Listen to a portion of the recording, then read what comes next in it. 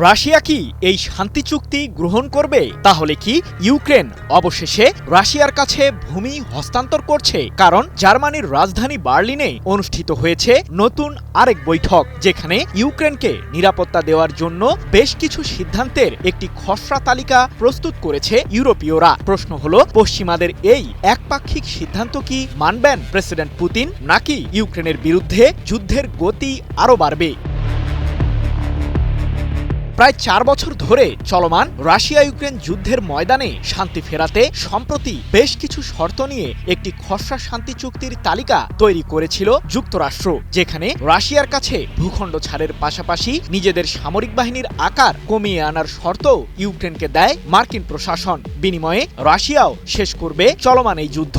কিন্তু ইউরোপীয়দের এক প্রকার আশকারায় ভেস্তে গেছে সেই শান্তি চুক্তির প্রস্তাব।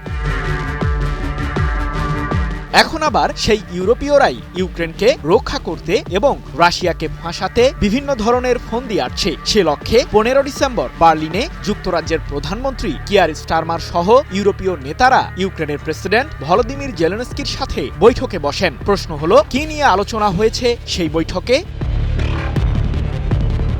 যুদ্ধের পর যাতে ইউক্রেন কোনোভাবে অনিরাপদ হয়ে না উঠে, সে লক্ষ্যে দেশটির জন্য অনেকগুলো একপাক্ষিক সিদ্ধান্ত নিয়েছে ইউরোপীয়রা, যেখানে কেবল ইউক্রেনের স্বার্থকেই গুরুত্ব দিয়েছেন তারা। বৈঠকের পরপরই সেই নিরাপত্তা তালিকাটি প্রকাশ করেছে ইউরোপীয় নেতারা, যেখানে উঠে এসেছে ইউরোপের নেতৃত্বাধীন বহুজাতিক সামরিক বাহিনী গঠনের বিষয়টি, যার মাধ্যমে ইউক্রেনের সশস্ত্র বাহিনীকে সমর্থন দেওয়ার পাশাপাশি দেশটির আকাশ ও সমুদ্র অঞ্চলকে বহিঃশত্রুর আক্রমণ থেকে রক্ষার প্রতিশ্রুতি দেয় ইউরোপীয়রা। 16 ডিসেম্বর এক প্রতিবেদনে বিষয়টি নিশ্চিত করেছে ব্রিটিশ সংবাদ মাধ্যম দ্য গার্ডিয়ান।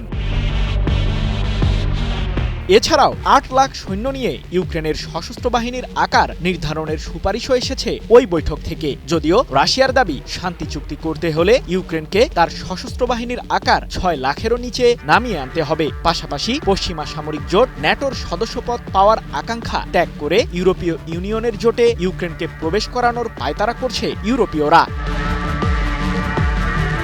এখন প্রশ্ন হলো, আমরা তো আগেও শান্তি চুক্তি নিয়ে বেশ কয়েক দফায় আলোচনা হতে দেখেছি, কিন্তু বার্লিনের এই বৈঠক এত গুরুত্বপূর্ণ কেন? ইউরোপীয় নেতারা ইউক্রেনকে রাশিয়ার আরও আগ্রাসন থেকে রক্ষা করার জন্য নতুন এই শান্তি চুক্তির প্রস্তাবগুলো সম্পর্কে অস্বাভাবিকভাবে ইতিবাচক কথা বলেছেন। এদিকে কিয়েভ চায় রাশিয়ার আক্রমণ ঠেকাতে যুক্তরাষ্ট্র ইউক্রেনে সেনা পাঠাবে, যার মাধ্যমে জেলেনস্কি তার ন্যাটোর সদস্যপদ পাওয়ার আকাঙ্ক্ষা কিছুটা হলেও বাস্তবায়ন করতে পারবে বলে মত বিশ্লেষকদের। কারণ যুক্তরাজ্য সহ ইউরোপের বেশ কিছু দেশ ন্যাটোর সদস্য, আর সেই দেশগুলোই মূলত ইউক্রেনকে রক্ষার নামে কিয়েভে সেনা পাঠাতে চায়।